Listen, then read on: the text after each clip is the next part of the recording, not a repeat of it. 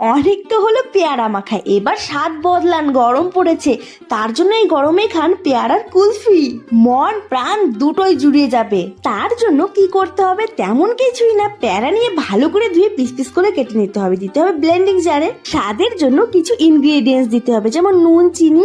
আমি এখানে দিয়েছি 3 চামচের মতো চিনি, স্বাদ মতো নুন, 6 থেকে 7টা দিয়েছি হাজমোলা, আর দিয়েছি ধনেপাতা, আর একটুখানি জল দিয়ে ভালো করে ব্লেন্ড করে নিয়েছি। এবার কফি কাপের উপরে দিয়ে দিয়েছি ভাজা জিরের গুঁড়ো, তার উপরে দিয়েছি সেই পেয়ারার মিশ্রণ, ওপরে আবার একটুখানি ভাজা জিরের গুঁড়ো।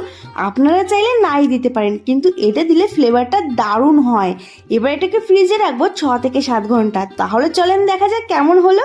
আমার তো এখনই জিভে জল চলে আসছে, একেবারে চটপটা, টক টক, মিষ্টি মিষ্টি, ঝাল ঝাল, তার উপরে আবার ঠান্ডা ঠান্ডা কুল কুল, এই গরমে পুরো জমে যাবে। আপনাদের কাছে আমার একখানা রিকোয়েস্ট, প্লিজ এটা একবার বাড়িতে বানাবেন, এটা খেতে ছিল ভীষণ টেস্টি।